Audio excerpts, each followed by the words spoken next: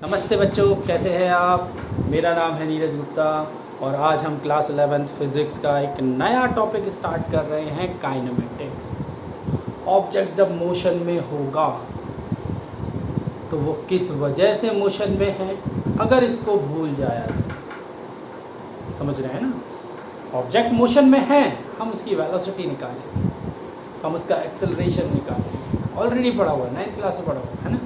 हम उसका टाइम निकालेंगे, कितने टाइम में कितना डिस्प्लेसमेंट मूव कर रहा है, सारी कहानी करेंगे। लेकिन हम यहाँ पर बात नहीं करेंगे कि ये मोशन किस वजह से है।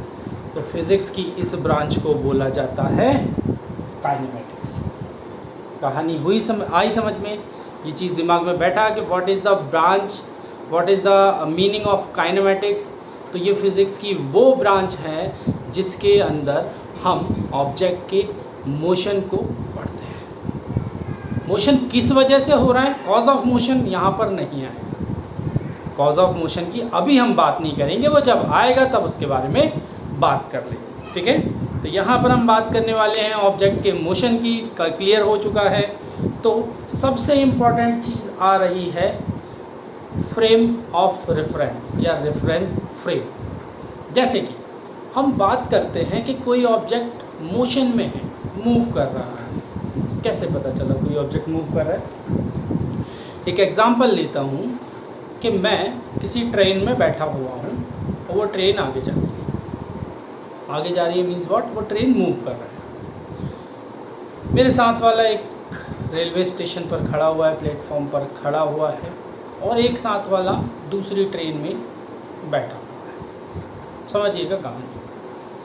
अब जो रेलवे स्टेशन प्लेटफॉर्म पर खड़ा हुआ पर्सन है, उसको क्या फील होगा, उसको फील होगा कि मैं मूव कर रहा हूँ, मैं मूव कर रहा हूँ।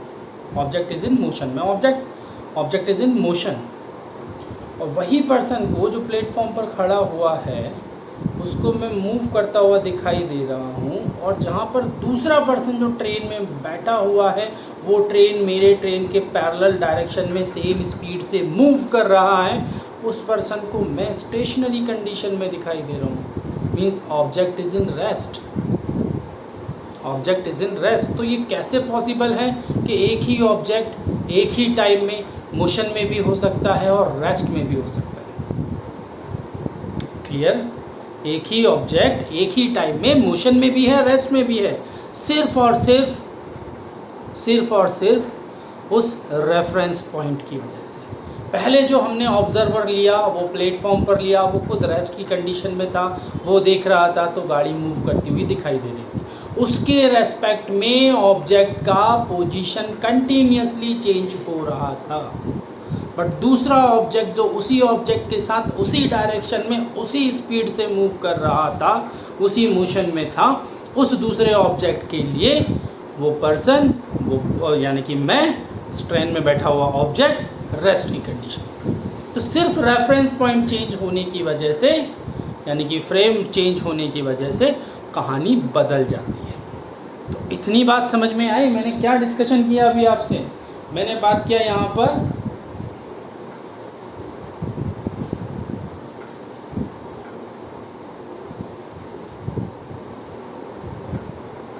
Frame of reference. अब जब भी हम फ्रेम ऑफ रेफरेंस की बात करते हैं तो एक चीज़ तो आपको समझ में आ गई कि ये पोजीशन पर कहीं ना कहीं डिपेंड करता है। फ्रेम ऑफ रेफरेंस कोऑर्डिनेट्स पर डिपेंड करता है। मतलब किसी पर्टिकुलर ऑब्जर्वर के अबाउट अगर कोऑर्डिनेट्स चेंज हो रहे हैं तो ऑब्जेक्ट मोशन में है। अब coordinates X Y Z axes हो सकते हैं, मे बी कि सिर्फ एक ही कोऑर्डिनेट चेंज हो रहा हो तो object is in 1D motion. दो कोऑर्डिनेट्स चेंज हो रहे हैं तो ऑब्जेक्ट 2D मोशन में है, और तीनों कोऑर्डिनेट्स चेंज हो रहे हैं तो ऑब्जेक्ट 3D मोशन में है। ठीक है, ये चीज़ हमें पता है। नहीं पता है तो अभी मैंने बता दिया है। बात मेरी सिर्फ इतनी हो रही है कि जो फ्रेम ऑफ रेफरेंस होता है वो एक तो कोऑर्डिनेट पे डिपेंड करता है,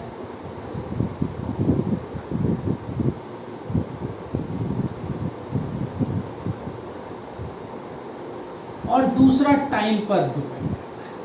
तो ये दो चीज़ें मिलके फ्रेम ऑफ रेफरेंस को बनाते हैं। दो चीज़ें मिलकर फ्रेम ऑफ रेफरेंस को बनाते हैं। मतलब एक ऑब्जर्वर है, ऑब्जर्वर के हाथ में टाइम मतलब हाथ में टाइम नहीं है, हाथ में घड़ी है। उस घड़ी से वो देख रहा है कि यार 5 सेकंड में ये ऑब्जेक्ट इतना मूव करके गया, एक्स कोऑर्डिनेट पे इतना डिस्टेंस मूव, मतलब 5 सेकंड में एक्स कोऑर्डिनेट पे 10 मीटर गया, तो उस ऑब्जेक्ट की स्पीड उसके लिए क्या हो गई, 10 मीटर पर सेकंड। क्लियर? ये आ गया मोशन। तो सिंपली है कि फ्रेम ऑफ रेफरेंस किस पे डिपेंड कर रहा है, कोऑर्डिनेट सिस्टम पर और टाइम पर, ये दोनों चीज़ों पर डिपेंड करता है। तो हमें कहानी फ्रेम ऑफ रेफरेंस की और रेफरेंस पॉइंट की समझ में आ गई कि कितना इम्पोर्टेंट है ये। चलिए थोड़ा सा हम आगे बढ़ते हैं। अब वही हम बात कर रहे हैं कि ऑब्जेक्ट मोशन में और रेस्ट में जो कहानी चलती है कि ऑब्जेक्ट मोशन में 9th क्लास की डेफिनेशन हमारे दिमाग में ऑलरेडी है। क्या डेफिनेशन है? Position of an object, if position of an object change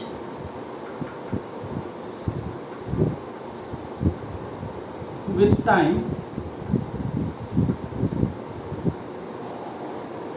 about a fixed point or called a reference point.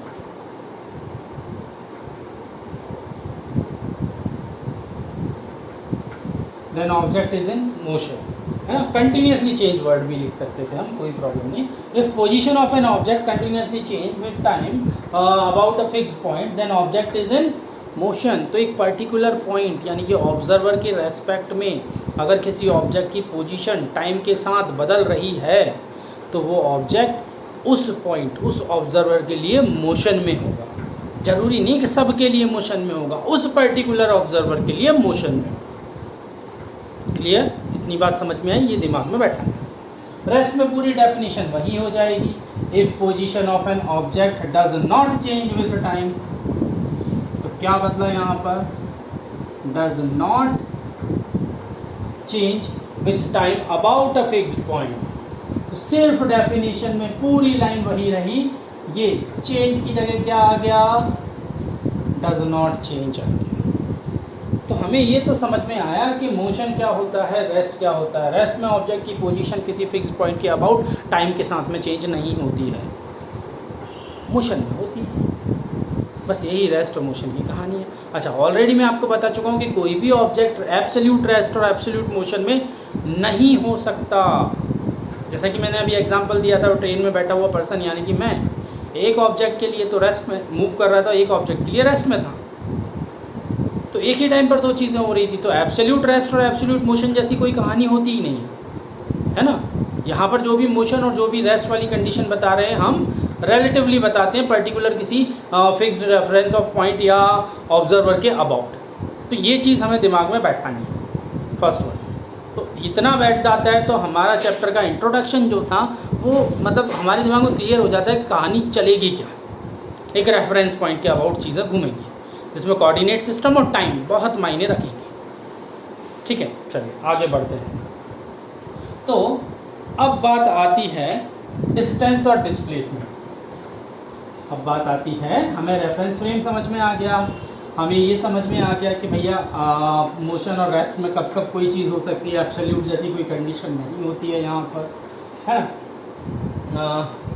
अब हम क्या देख रहे हैं, डिस्टेंस और डिस्प्लेसमेंट। मैक्सिमम बच्चों को पता है तो कोई बहुत ज़्यादा बड़ी बात नहीं। डिस्टेंस और डिस्प्लेसमेंट। अच्छा, डिस्टेंस मतलब क्या, total length of covered by an object in given interval of time. Total length covered by an object in given interval of time is called distance. Like point A से एक object move करता है point B तक via point P, इस point से होते हुए।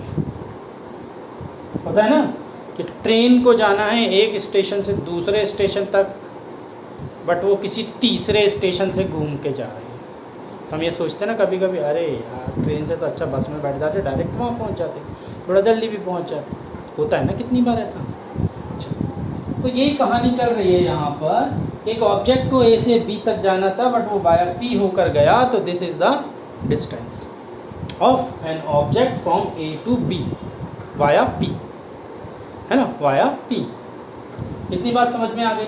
तो total distance covered of an object in given interval of time is called distance, total length covered. अब मान लो कि एक ऑब्जेक्ट यहाँ पर है, एक ट्राइंगल मैंने बना दिया, ऑब्जेक्ट यहाँ से यहाँ जा रहा है, यहाँ से यहाँ जा रहा है। मतलब ऑब्जेक्ट को जाना है ए से बी तक, मतलब ऑब्जेक्ट को ए से निकलना है, बी तक पहुँचना है, बट उसे सी तक जाना पड़ रहा है, फिर बी तक आना पड़ रहा है। तो डिस्टेंस कितना है? डिस्टेंस है उसका ए सी प्लस सी बी, है ना। एक ऑब्जेक्ट को यहाँ से डिस्टेंस मूव करा, इस पॉइंट पर पहुँचना है, बट वो ऐसे होके जा रहा है ना। समझ रहे हो ना मेरी बात। ऑब्जेक्ट को ए से बी तक जाना है बट वाया सी जाना है उसको, तो ये उसकी डिस्टेंस हो जाए, ये उसकी डिस्टेंस हो जाए। आगे बात समझ में। तो डिस्टेंस मीन्स सिंपल सी लैंग्वेज में हम बोल सकते हैं कि भैया कितना लेंथ कवर किया particular given interval of time में, दिए गए समय में कितना दूर गया, कैसे गया, किस रास्ते गया, वो सब ऐड करना पड़ेगा, है ना। वो एक रास्ते में आगे गया, फिर पीछे आया, फिर आगे गया, फिर पीछे आया, यही करता रहा दिन भर, वो भी ऐड होगा क्योंकि टाइम उसका वेस्ट हुआ। डिस्टेंस यही है। अब क्या है, तो डिस्टेंस में सारा लेंथ क्या हो गया, प्लस हो गया।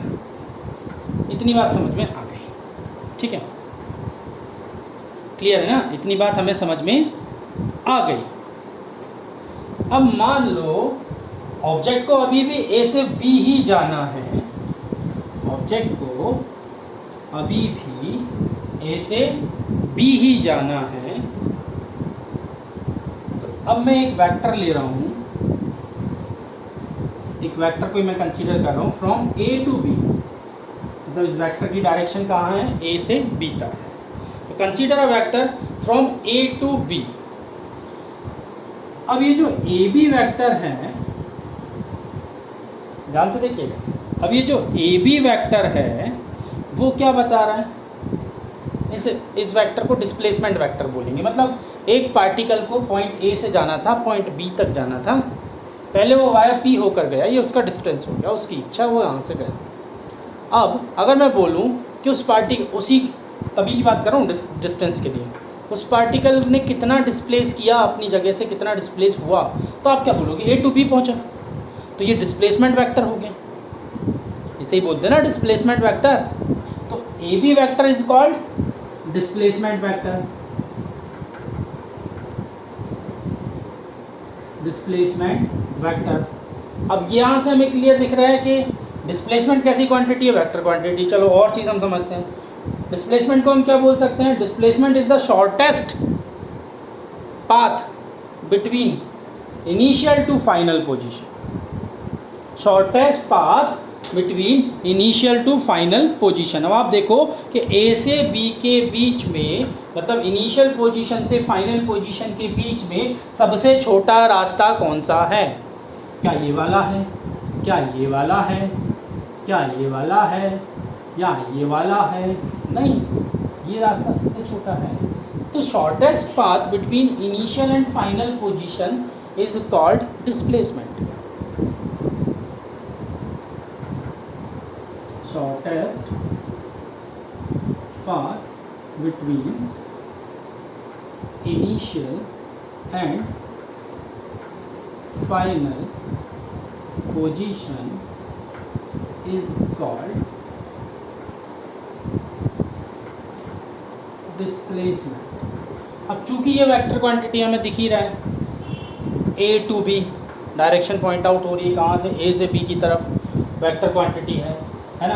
तो ये वेक्टर हो गया, पहले वाला स्केलर क्वांटिटी हो गया, ये तो हमें देख के ही समझ में आ गया, ये हमें देख के ही समझ में आ गया। अच्छा, कहानी ये बनती है कि अगर कोई मूविंग ऑब्जेक्ट है, देखो आज का टॉपिक क्या है ना, इंट्रोडक्शन चल रहा है पूरा टॉपिक का। तो मैक्सिमम चीज़ें वो आएंगी जो कि आपने 9th क्लास में पढ़ी होगी। थियोटिकल तो वही आएगा, मैक्सिमम तो वही आएगा, है ना। बट बीच में कुछ क्वेश्चन हम बहुत अच्छे लेवल के कर लेंगे जिसमें मज़ा आएगा, जो प्रीवियस क्लास में नहीं करा होगा, है ना। तो थ्योरी तो वही है ना। न्यूमेरिकल हम थोड़े अच्छे वाले ले लेंगे। चलो, तो मैं ये बोल रहा था कि फॉर अ मूविंग ऑब्जेक्ट जो डिस्टेंस होगा वो हमेशा पॉजिटिव होगा एक मूविंग ऑब्जेक्ट के लिए। ना तो वो कभी ज़ीरो होगा और ना कभी नेगेटिव होगा, क्योंकि आप कैसे भी जाएं, आप आगे गए पीछे आए आगे गए, कुछ भी करें, सारी डिस्टेंस प्लस हो रही है, सारी लेंथ प्लस हो रही है। तो जो डिस्टेंस है एक मूविंग ऑब्जेक्ट के लिए is always positive, but displacement एक मूविंग ऑब्जेक्ट के लिए मे बी पॉजिटिव और नेगेटिव और ज़ीरो, कंडीशन के ऊपर डिपेंड करेगा। वो नेगेटिव भी हो सकता है, पॉजिटिव भी हो सकता है और ज़ीरो भी हो सकता है। इतनी बात समझ में आ रही है? क्लियर हुई कहानी? ठीक है, अब हम डिस्प्लेसमेंट वेक्टर को थोड़ा सा निकाल लेते हैं, कैसे डिस्प्लेसमेंट वेक्टर को कोऑर्डिनेट्स की टर्म में निकाला जाता है। मे बी के बहुत सारी न्यूमेरिकल में आप ये कहानी यूज़ करोगे, तो हम एक बार देख लेते हैं कि डिस्प्लेसमेंट वेक्टर को कोऑर्डिनेट्स की टर्म में हम कैसे निकालते हैं, क्योंकि वेक्टर क्वांटिटी है तो वेक्टर का काम ही अलग चलेगा। हमने देखा वेक्टर अलजेब्रा कहानी अलग चलती है एडिशन वेडिशन में, तो उस हिसाब से हम इसके पोजीशन वेक्टर को एक बार निकाल लेते हैं कोऑर्डिनेट्स की टर्म में, और फिर समझते रहेंगे आगे जब भी कैलकुलेशन आया क्या करना है। ऑलरेडी हमने वेक्टर में सीखा हुआ है।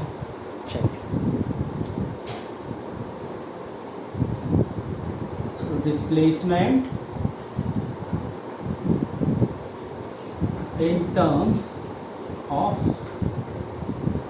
position vector,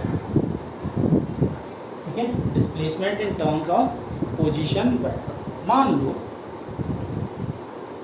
ये y एक्सिस है, ये x एक्सिस है, ठीक है, आपकी इच्छा, आप z एक्सिस को बनाना चाहो बना लो, बुरा z एक्सिस को बना लो, ये x एक्सिस। अच्छा, x y z एक्सिस के यूनिट वेक्टर पता है सभी को, आई कैप, जे कैप और के कैप से रिप्रेजेंट किए जाते हैं। इतनी बात सभी को पता है। मैंने मान लिया इस स्पेस में कोई एक पॉइंट ए है कहीं पर, ये ओरिजिन से, अच्छा ए के कोऑर्डिनेट क्या है, x1, y1 और z।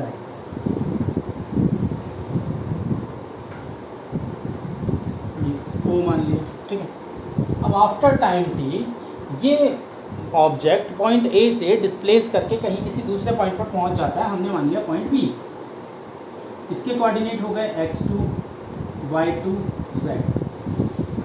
यहाँ कहीं डिस्प्लेस करके आ गया, ये इसका पोजीशन वेक्टर हो गया। क्लियर है? ये इसका पोजीशन वेक्टर हो गया पॉइंट, जब पॉइंट बी पर आया वो पार्टिकल। ये इसका पोजीशन वेक्टर हो गया जब वो पॉइंट ए पर था, और ए टू बी ये पार्टिकल डिस्प्लेस कर रहा है। क्लियर?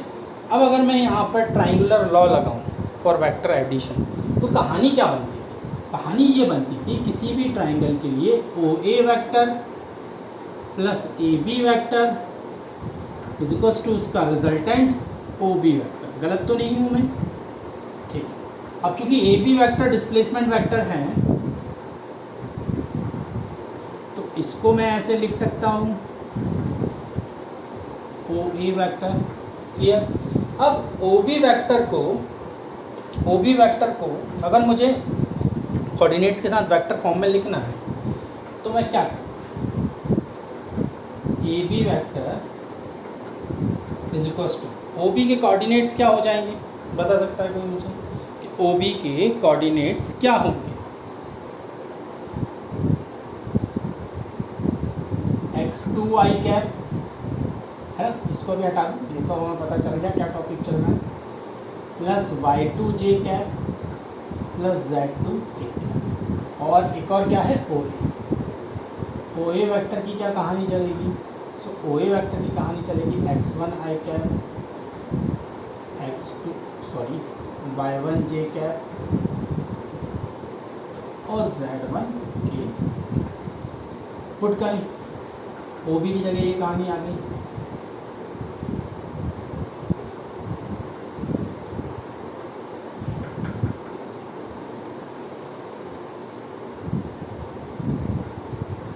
ठीक है,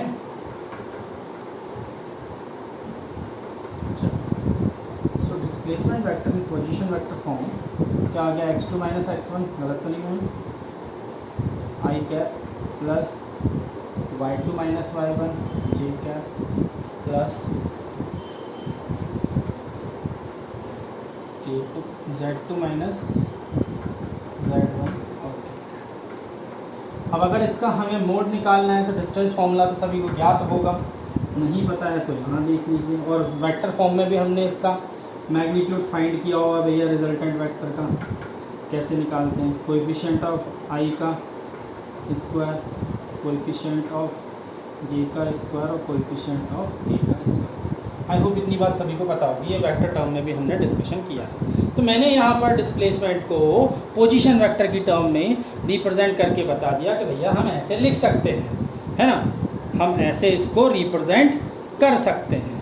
अगर वेक्टर फॉर्म में करना है तो ये हो जाएगा, ए बी वेक्टर क्या है, डिस्प्लेसमेंट वेक्टर, तो displacement vector is equals to x2 minus x1। इसको मे भी आपको कहीं कहीं पर ये फॉर्मूला ऐसा भी मिल सकता है कि ये हो जाएगा डेल एक्स आई कैप प्लस डेल वाई जे कैप और डेल जेड के कैप। तो कोई प्रॉब्लम वाली बात नहीं, बात वही है, तो लिखा वही है। और इस वेक्टर का अगर मैग्नीट्यूड निकालना है तो आप इस फॉर्मूले से बड़े आराम से निकाल सकते हैं।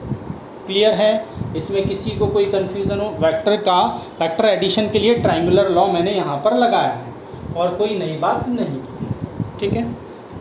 तो हमें ये तो पता चल गया कि कैसे हम पोजीशन वेक्टर के फॉर्म में लिखेंगे डिस्प्लेसमेंट वेक्टर को, डिस्प्लेसमेंट वेक्टर होता क्या है ना।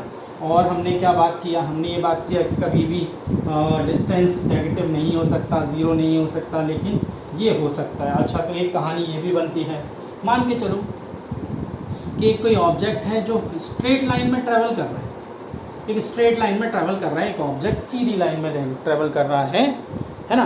तो कहानी ये बनेगी कि वो किसी पॉइंट तक पहुंचा,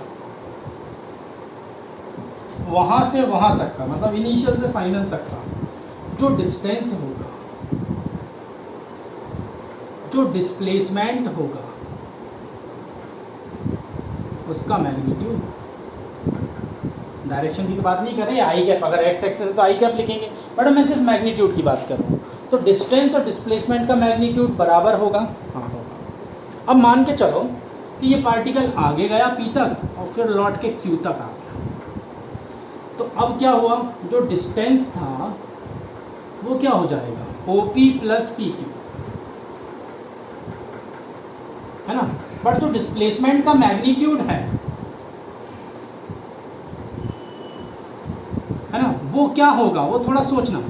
OP वेक्टर, तो OP आई कैप ऐसा कुछ लिखूंगा मैं वहाँ पर, है ना, समझाने के लिए बता रहा हूँ। फिर पीछे आया तो सॉरी, पीछे आया नेगेटिव, नेगेटिव क्यों, क्योंकि माइनस आई कैप हो जाएगा ऑपोजिट डायरेक्शन में, इसको इससे माइनस करेंगे तो अब OP में से PQ माइनस हो गया, मतलब मैग्नीट्यूड कम हो गया।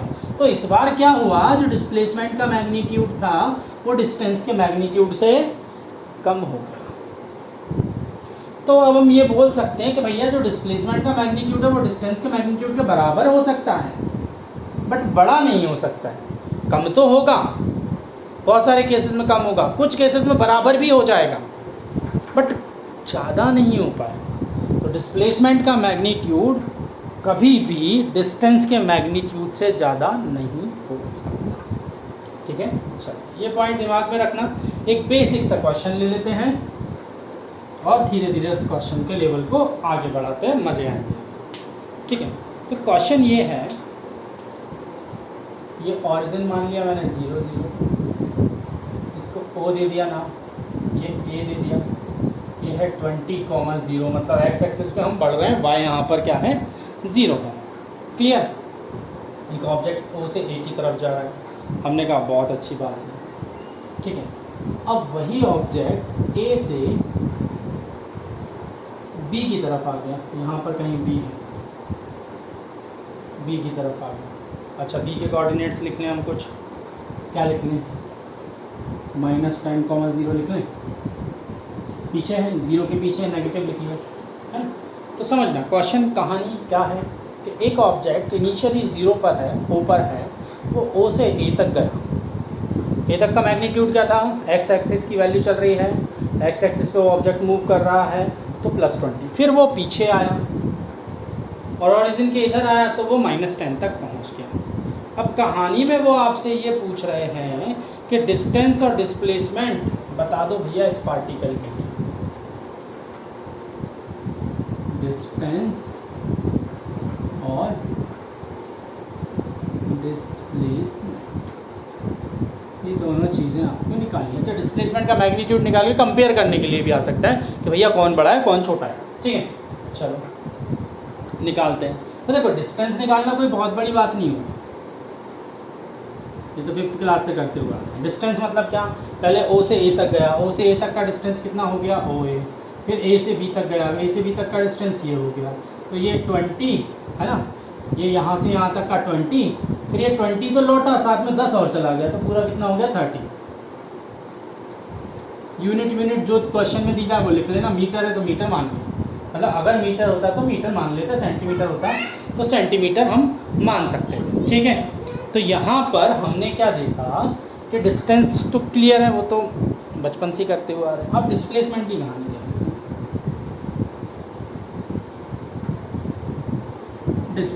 अब displacement is a vector quantity, मतलब आंसर आपके पास वेक्टर की टर्म में आएगा।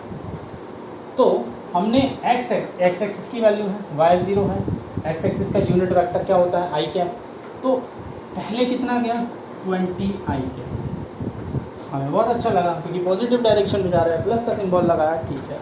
अब ये यहाँ से यहाँ मूव किया, ऑपोजिट डायरेक्शन में है ना, चलो हम इसको ऐसा, ऑपोजिट डायरेक्शन में कितना आया 30 आया, लेकिन माइनस का आई गया, क्यों, क्योंकि डायरेक्शन इस बार क्या हो गई, बदल गई, क्या हो गई, डायरेक्शन बदल गई।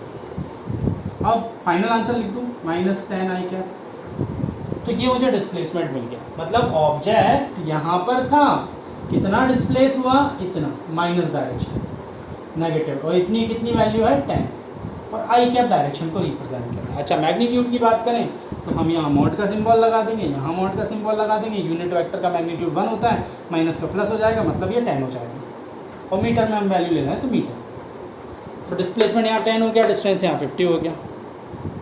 और ये है कहानी समझ में, ये बड़ा सिंपल सा क्वेश्चन था, देखो बहुत बड़ा कोई बहुत टफ क्वेश्चन नहीं था, बहुत इजी बहुत बेसिक क्वेश्चन दिया था कि आपको चीज़ें समझ में आए, दिमाग में बैठे कि डायरेक्शन में हम क्या कहानी कर सकते हैं। चलो थोड़ा सा आगे बढ़ाता हूँ अब कैलकुलेशन को, एक और क्वेश्चन ले लेते हैं हम, है ना। अब क्वेश्चन हमने लिया, एक पर्सन यहाँ से यहाँ गया, यहाँ से यहाँ आ गया, ठीक है, बी सी वैल्यूज लिख लो कुछ ना कुछ, है ना, ओ से ए गया, ए से बी गया, बी से यहाँ आया, ठीक, हम वैल्यू लिख सकते हैं अपने हिसाब से, इसको 8 मान लो, इसको 4 मान लो, ये 3 मान लो, ये 2 मान लो, है ना, ऐसा कुछ भी मान लो जो आपकी इच्छा है, आप कुछ 8 4 2 3, हाँ कुछ गड़बड़ पता चले, इसको 8 लिख दिया, इसको 9 लिख दिया, है ना, तो ज़्यादा डिस्टेंस कम हो गई और कम डिस्टेंस ज़्यादा हो गई, ऐसा नहीं करना है, ठीक है। तो ऐसा कुछ नहीं, तो ये इनिशियल पोजीशन है, ये फाइनल पोजीशन है, भैया ऑब्जेक्ट यहाँ तक पहुँच गया, कहानी वही करनी है, डिस्टेंस और डिस्प्लेसमेंट बतानी है। हमने कहा ठीक है चलो डिस्टेंस बताते हैं। सो डिस्टेंस की कहानी, अच्छा हमें इस बार आई कैप, इस बार आई जे, है ना, ये दोनों डायरेक्शन चल रहे हैं, ठीक। चलो पहले देखते हैं, distance is equals to O A plus A B plus B C plus C, 8 plus 4 plus 3 plus 12, 3 15 to 17, और यूनिट अगर मीटर में ले रहे हैं तो मीटर। ये कहानी तो क्लियर हो, ठीक है, ये कहानी क्लियर हो गई। अच्छा ये y एक्सिस,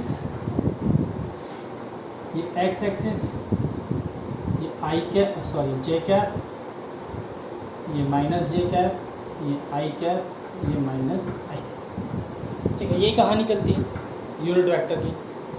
पहले हम कहाँ गए, पॉजिटिव आए, फिर हम कहाँ आए, माइनस जे,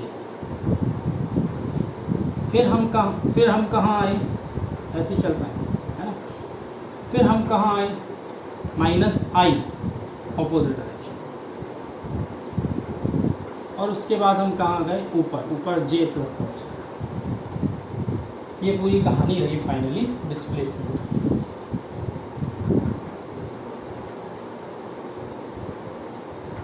और डिस्प्लेसमेंट चूंकि वेक्टर क्वांटिटी है, ध्यान रखें, है ना। 7, 8 में से 7 गया 1 और ये 3, ऐसे ही करेंगे। अरे भैया गलत हो जाएगा, ध्यान रखो, आई जे के होता है, गलती ये होती है, ठीक है। आई को आई के साथ और जे को जे के साथ सॉल्व करें, ये कहानी बनी डिस्प्लेसमेंट की। चलो डिस्प्लेसमेंट तो ये आ गया 5i माइनस 2j। अब उन्होंने कहानी ये कर ली कि बताएं कि इसका मैग्नीट्यूड कितना होगा और डायरेक्शन क्या होगी। डायरेक्शन तो बताना जरूरी है, ठीक है, हमारे पास वेक्टर क्वांटिटी में आंसर आ गया, लेकिन अभी तक डायरेक्शन तो पता ही नहीं चली। अब क्या करें, अब थोड़ा अगर लॉजिकली हम सोचें तो इस डायरेक्शन में है, ये फाइनल डिस्प्लेसमेंट होगा, है ना।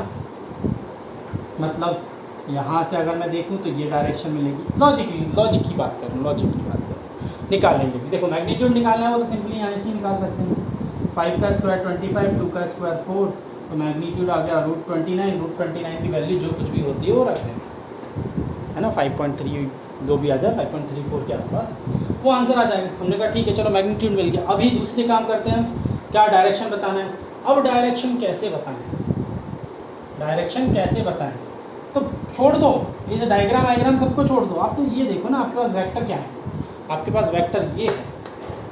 अच्छा याद करो कि अगर मेरे पास कुछ वेक्टर ऐसा आता था ax i cap b y j cap ऐसा, और z में भी ले लें तो आगे चलता था। अगर मुझे इस वेक्टर की, मतलब ये रिजल्टेंट मेरे पास आया और इसकी डायरेक्शन बतानी होती थी, तो मैं क्या करता था, मैं लगाता था tan थीटा में परपेंडिकुलर मतलब j का coefficient upon theta is equals to tan inverse. यही होती थी कहानी। तो यहाँ से हम डायरेक्शन भी बता पाएंगे, theta is equals to tan inverse b 2, यही रखेंगे 2। गलत तो नहीं हूँ मैं, सोचो थोड़ा सा, हाँ या ना। सर आप गलत कर रहे हो, नहीं कर रहे हो, कर रहे हो, नहीं कर रहे हो, सोचो थोड़ा सा, सोचो क्या होगा। माइनस साइन रखूँ क्या, नहीं, मैं माइनस सिंबल मत रख देना, है ना। तो प्लस का 2 और अपॉन, तो ये मेरे पास डायरेक्शन आ गई tan इनवर्स 2/5, ठीक है। अब ये मेरे पास डायरेक्शन आ गई। डायरेक्शन आने के बाद कहानी तो यही बन रही है कि रिजल्टेंट वेक्टर की डायरेक्शन ये है। अगर मेरे पास कुछ एंगल होता तो एंगल से मैं बता सकता था। अभी कोई कहानी नहीं मिल रही है, तो अभी हमने सिर्फ ये बता दिया कि एक्स एक्सिस से ये हमारे पास थीटा। अच्छा मैं ऐसा क्यों बोल रहा हूँ, समझने वाली बात है। देखो मैं डायरेक्शन एक्स एक्सिस से क्यों बोल रहा हूँ, मैंने ऐसा सब बोल दिया डायरेक्टली नहीं बोल रहा हूँ। थोड़ा सोचो कि ये रिजल्टेंट वेक्टर है, इस वेक्टर में दो चीज़ें हैं, एक्स और वाई। अच्छा एक्स होगा ये, वाई होगा ये, यही होगा ना, गलत तो नहीं बोल रहा हूँ। परपेंडिकुलर अपॉन बेस, हमेशा बेस के साथ एंगल बनता था, इसलिए ये मैं कहानी कर रहा हूँ, ठीक है। तो हम ऐसा कुछ बोल सकते हैं कि theta angle from positive x axis, ठीक है, पॉजिटिव एक्स एक्सिस से थीटा एंगल बनेगा टूवर्ड्स नेगेटिव जे एक्सिस, ऐसा हम कुछ बोल सकते हैं डायरेक्शन बताने, ठीक है। चलिए आगे बढ़ें, एक और क्वेश्चन पे आते हैं। बढ़िया से कोई डायग्राम एक और ले लेते हैं। अब थोड़ा अच्छा और क्वेश्चन लेते हैं इससे भी।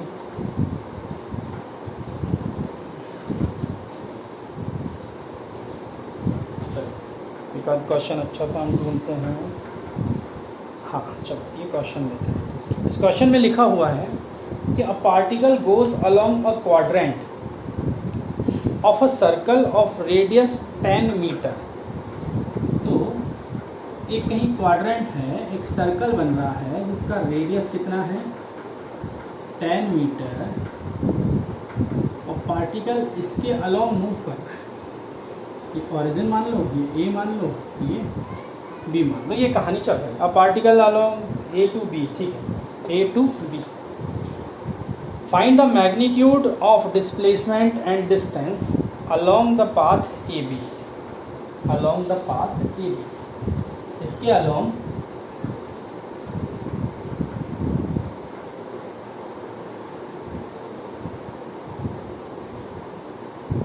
डिस्टेंस।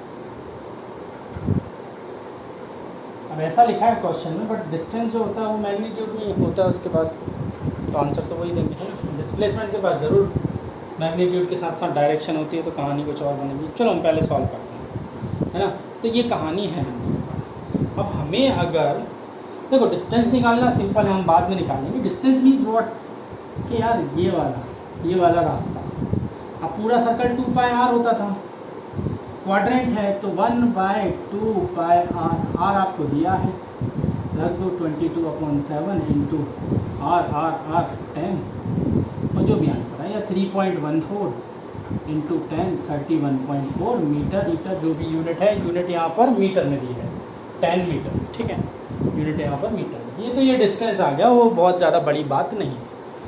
मेन मुद्दा तो हमारा डिस्प्लेसमेंट का है ना। हमें क्या निकालना है, डिस्प्लेसमेंट निकालना है। देखो displacement means what, displacement is the vector quantity which is A to B, vector की डायरेक्शन क्या होगी, फ्रॉम ए टू बी, ये डिस्प्लेसमेंट होता है। अब सुनना, ये ओ ए वैक्टर है, ये ओ बी वैक्टर। अगर वेक्टर की टर्म में मैं सोचूं थोड़ा सा, तो क्या मैं इसको ऐसा लिख सकता हूँ, O A vector plus A B vector is equals to O B vector. यही कहानी चलती है triangular law of vector addition में, O A vector A B vector O B vector, है ना, यही बताई गई थी। तो ए बी वैक्टर आपके पास निकल जाएगा, ओ B vector minus O A vector, हमने कहा ठीक है चलो। अच्छा ओ बी वैक्टर कैसे रिप्रेजेंट करेंगे, मैग्नीट्यूड और direction, minus O A vector magnitude और डायरेक्शन, ए बी आ गया। अब अगर सिर्फ मुझे रिजल्टेंट का मैग्नीट्यूड निकालना है, मतलब ए बी का मैग्नीट्यूड निकालना है, तो मैं क्या कहानी करूँगा, 10 का स्क्वायर प्लस 10 का स्क्वायर, 100 200 का स्क्वायर, मतलब 10√2, ये इसका मैग्नीट्यूड आ गया। बट मुझे डायरेक्शन भी बतानी है। समस्या ये है कि this is a vector quantity, displacement is a vector quantity. तो मैंने, अच्छा अब आप बोलोगे सर मैग्नीट्यूड अकेला पूछा था आपने, तो बता दिया। अगर डायरेक्शन पूछ लेते तो वेक्टर क्वांटिटी ये पूछ सकते हैं, कंफ्यूज कर सकते हैं। तो आंसर तो आ गया हमारा।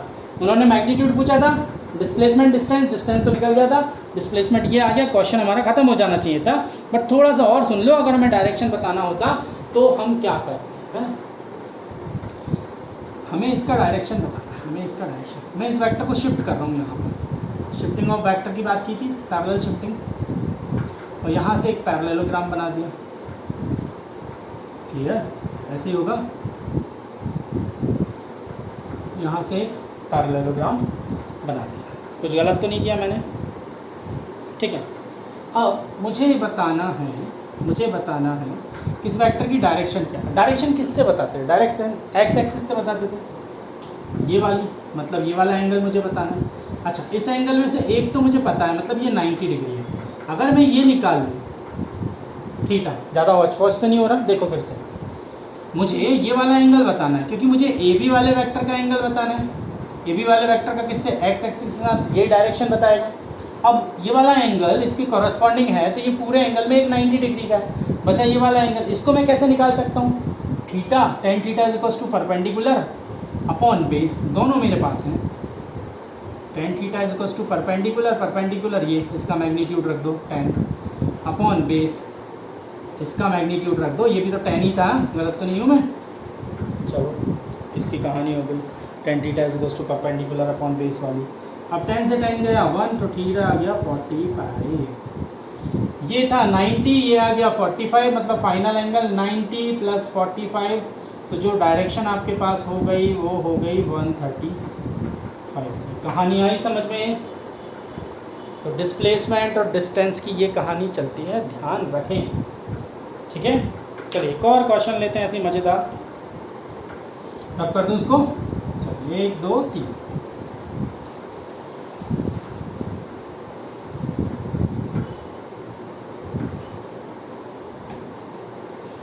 क्वेश्चन में ये बोल रहे हैं, एक बार ओरली सुन लो, फिर ऑन बोर्ड में डायग्राम बना के क्वेश्चन एक्सप्लेन करें। On an open ground an object follows a track, एक ओपन ग्राउंड है, an object follows a track that turns to his left by an angle of 60 degree. बहुत important question, बहुत important question है,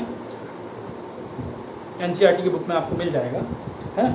on an open ground a motorcyclist follows a track that turns to his left by an angle of 60 degree after every 500 metre starting from a given turn. Specify the displacement of the motorcyclist at the third, sixth and eighth turn. Compare the magnitude of the displacement with the total path length covered by the motorcyclist in each case. तो question में देखो, पहली बात तो ये कि आपको distance और डिस्प्लेसमेंट के बीच कंपैरिजन करना है, वो समझ में आ गया। कहानी ये चल रही है कि एक ओपन ग्राउंड है जिस पर एक मोटरसाइकिलिस्ट है, और मोटरसाइकिलिस्ट क्या कर रहा है, इक्वल टर्न ले रहा है, follows as a track that turns to his left by an angle 60 after every 500 metre. ठीक है, अब कहानी में ये दिया है, सपोज ये एक मोटरसाइकिलिस्ट है, यहाँ से उसने स्टार्ट 500 मीटर गया, यहाँ से टर्न ले लिया, कितने का, 60 डिग्री का, है ना, 60 डिग्री का। अब थोड़ा सा ध्यान रखेंगे कि, और हर बार वो 60 का टर्न ले रहा है, कि कोई सा भी शेप हो, उन्होंने ये नहीं बोला कितनी बार टर्न लिया, वो कॉमन सेंस वाली बात है, क्योंकि कोई सा भी शेप हो, एक्सटीरियर एंगल का सम 360 होता है, टर्न तो नहीं होगा, तो एक एक्सटीरियर एंगल मिल गया। ठीक है, मैं इस साइड को थोड़ा सा छोटा कर देता हूँ तो क्लियर आपको समझ में आएगा, है ना, एक एक्सटीरियर एंगल मिल गया। अब यहाँ से एक और टर्न ले लिया इसने, सही बनाया थोड़ा सा, एक और टर्न ले लिया, ऐसा जा रहा था, ऐसा जा रहा था 60 डिग्री का, अब यहाँ जा रहा है, एक और टर्न ले लिया, ये भी 60 डिग्री का, गलत तो नहीं हुए, है ना। आपको बताया नहीं कितनी बार टर्न लिया, ये क्या हमें पता है, एक्सटीरियर एंगल का सम 180 और 360 होता है, तो वही कहानी करनी है। 180 हो गया 3 टर्न में, अब क्या, एक और टर्न ले लिया,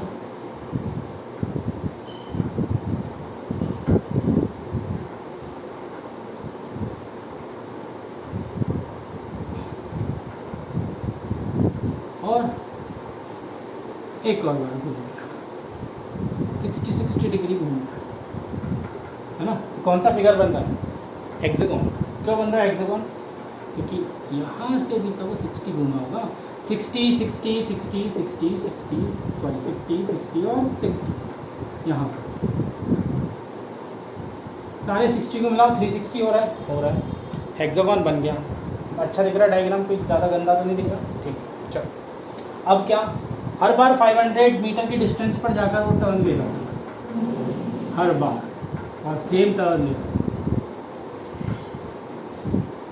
सब मीटर में दिया है ना। चलो नेक्स्ट वो ये बोल रहे हैं कि आपको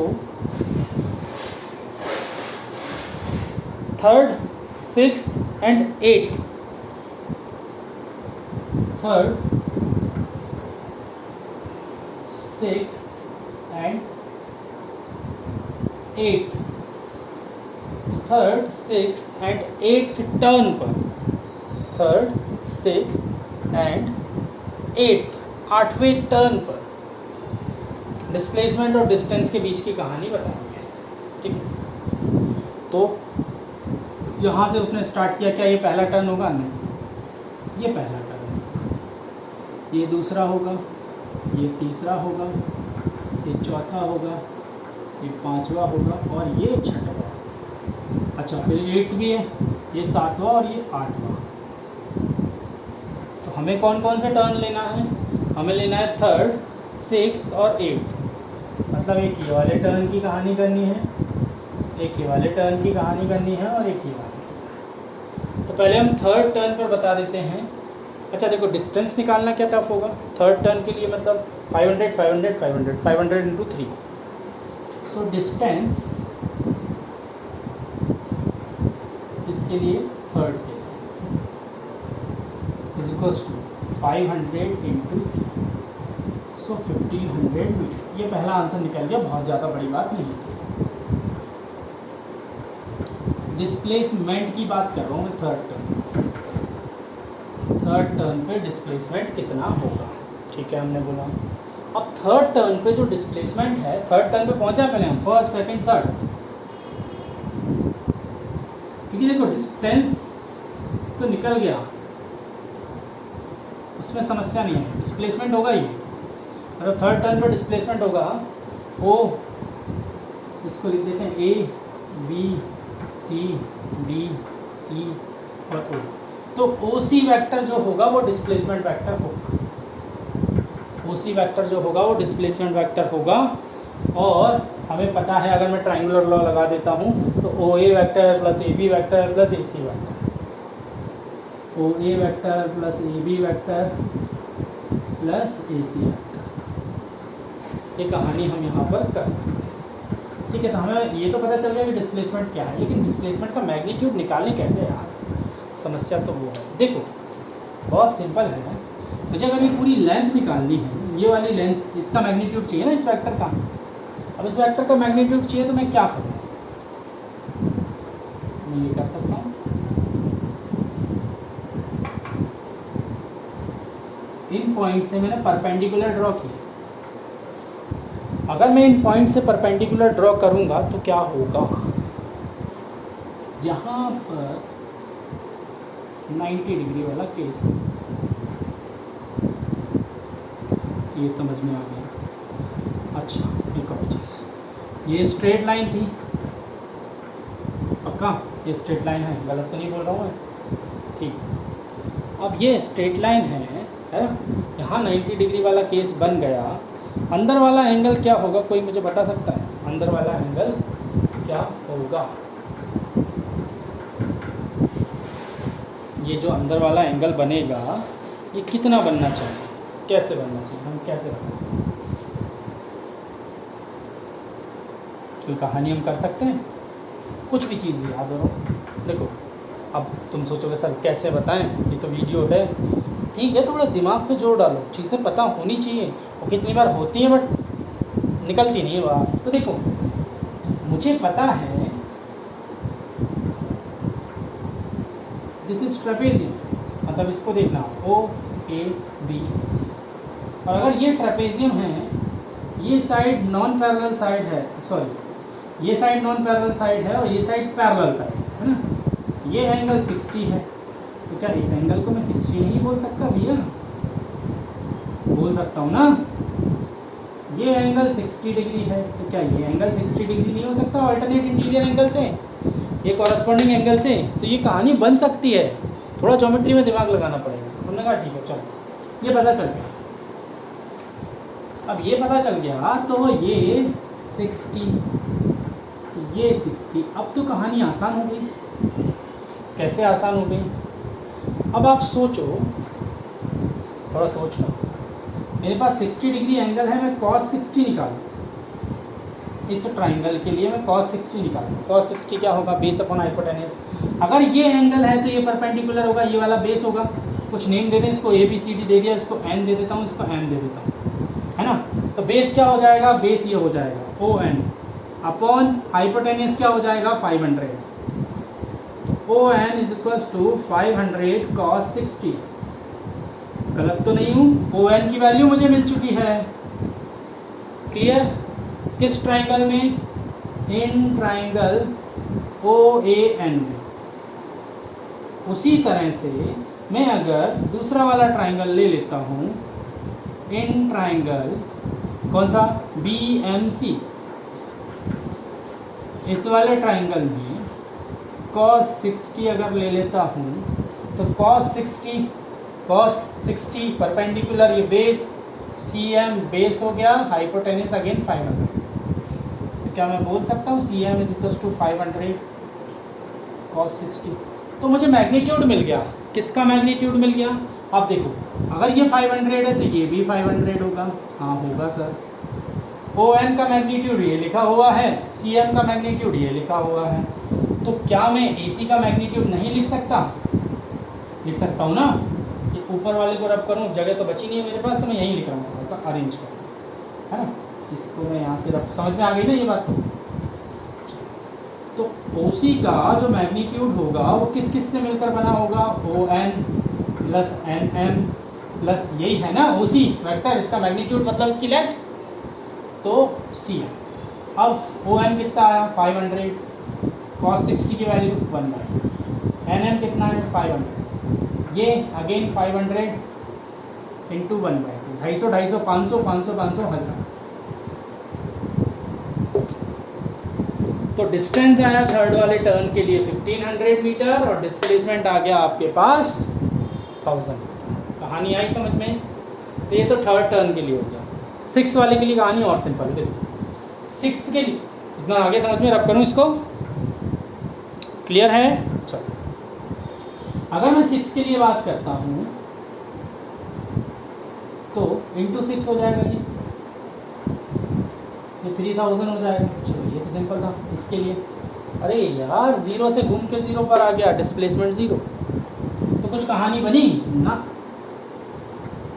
डिस्प्लेसमेंट हो गया 0 वेक्टर, ओ से घूम के वापस से यहाँ पर आ गया 0 वेक्टर। 0 वेक्टर तो मैग्नीट्यूड अगेन क्या हो जाएगा इसका? 0 हो जाएगा। तो ये दोनों तो सिंपल कहानी। अब 8th वाले की बात कर लेते हैं। 8th टर्न की क्या कहानी चल रही है? तो डिस्प्लेसमेंट अगर सिंपल है, into 8, sorry distance 44,000, displacement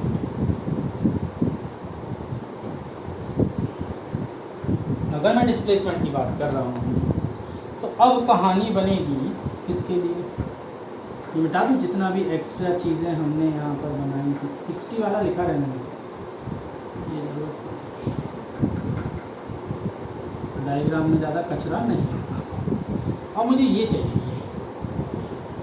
8th वाले टर्न पर इनिशियल वाले पॉइंट से कितना डिस्प्लेसमेंट है बताना है। तो इनिशियल ये 8 थी, डिस्प्लेसमेंट आ गया ओ बी, है ना। यहाँ पर तो ट्रायंगुलर लॉ लग रहा है, मुझे दिखाई दे रहा है ऐसा, क्लियर है ना। So O A vector plus A B vector plus is equals to A B vector, O A vector, A B vector और O B vector. I am very sorry, ये कहानी है। O A vector, A B vector, O B vector, resultant ऐसे ही निकलता है। O B हमें निकालना है, ओ बी का मैग्नीट्यूड। अब फिर से वही समस्या, सर 2 वेक्टर हमें दिए हुए हैं, उन दोनों वेक्टर के बीच एंगल दिया हुआ है, क्या करें?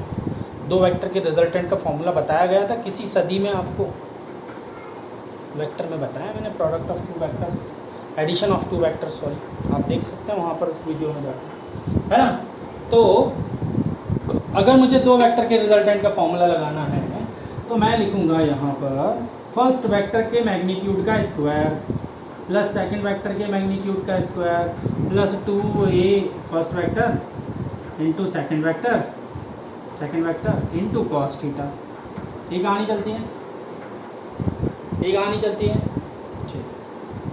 अब एक और बात होती है यहाँ पर कि यार वेक्टर दोनों का मैग्नीट्यूड बराबर है, तो एक और तो फॉर्मूला मैंने बताया था, अगर मैग्नीट्यूड सेम होता है तो 2a cos θ/2, याद है कि नहीं याद है? अगर 2 वेक्टर का मैग्नीट्यूड बराबर है, सेम है, उन दोनों के रिजल्टेंट का फॉर्मूला हम ये लिखा करते थे। बस आगे यहाँ से कहानी 2 इंटू 500 इंटू कॉस 60/2 मतलब 30, सो 2 इंटू 500 इंटू √3/2 500। इससे भी आ जाएगा, देखो इसमें ही पुट करोगे तो आएगा, तो यही फिर इतना बड़ा कैलकुलेशन क्यों करें जब ऑलरेडी हमने इसको निकाल के रखा हुआ है। 500 क्लियर है कहानी? तो डिस्टेंस और डिस्प्लेसमेंट उससे रिलेटेड आई होप चीज़ें दिमाग में घुसी होंगी। देखो मैंने पहले ही आपसे बोला था थियोटिकल पार्ट तो देखो ऑलमोस्ट वही बताऊंगा मैं भी, तो आपने पहले भी सुन रखा था, वही है क्या डिस्प्लेसमेंट यही होता है, डिस्टेंस यही होता है, तो वही घुमा फिरा के। बाकी ये चीज़ें जो न्यूमेरिकल हमने डिस्कस किए ये आप 9th में डिस्कस नहीं करते कि वहाँ वेक्टर क्वांटिटी नहीं आती है, सिर्फ बता दिया जाता है, इतना डिटेल में हम नहीं पढ़ते। तो आई होप कि न्यूमेरिकल से थोड़ा तो आपका दिमाग खुला होगा कि हाँ हम वेक्टर क्वांटिटीज़ को यानी कि डिस्प्लेसमेंट के क्वेश्चन ऐसे सॉल्व करेंगे। ठीक है, तो फिर ये लेक्चर आज मैं यहीं ख़त्म करता हूँ। नेक्स्ट लेक्चर में आप लोगों के साथ मिलता हूँ और वहाँ पर हम बात करेंगे वेलोसिटी और स्पीड की, मे बी के उस लेक्चर में हम एक्सेलरेशन की भी बात करेंगे। ठीक है, सो आज के लिए यहीं तक। Have a nice day and thank you बच्चों।